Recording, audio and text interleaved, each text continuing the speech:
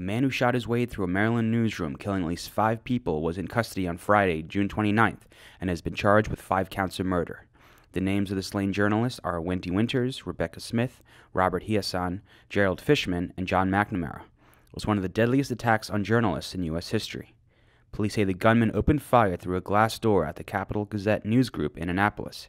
He then sprayed the newsroom with bullets.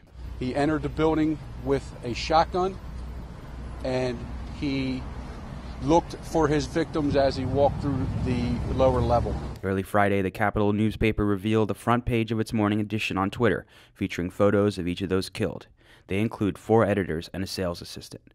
Phil Davis, a Capital Gazette crime reporter, had tweeted Thursday, quote, "There's nothing more terrifying than hearing multiple people get shot while you're under your desk and you hear the gunman reload."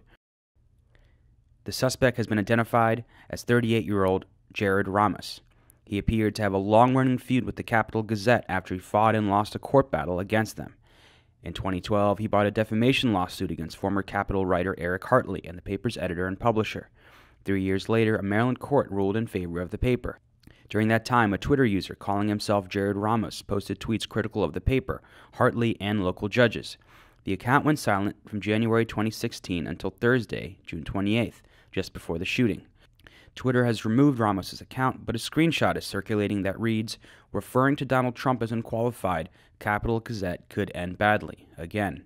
On Thursday, President Trump refused to answer questions about the shooting on the White House lawn. Mr. President, why will you keep talking Do you have any words of condolence for the families, Mr. President? Why are you walking away? Why won't you come and talk to us about that? Trump has repeatedly called journalists enemies of the American people. No, the enemy of the people, I call them. And his supporters have called for journalists to be killed. Trump later tweeted, "My thoughts and prayers are with the victims and their families. Thank you to all of the first responders who are currently on the scene." 2 days before the incident, right-wing blogger Milo Yiannopoulos told the New York Observer, quote, "I can't wait for the vigilante squads to start gunning down journalists on site." He now says that was a joke. On Thursday, police in different parts of the country had bolstered security at other news organizations, including the New York Times, as a precaution. According to the Committee to Protect Journalists, 7 journalists have been killed in relation to their work in the United States since CPJ began keeping records in 1999, including 2 journalists shot and killed during a live broadcast in Virginia by an aggrieved co-worker in 2015. The Capital Gazette published its Friday edition. For The Real News, this is Jessel Noor in Baltimore.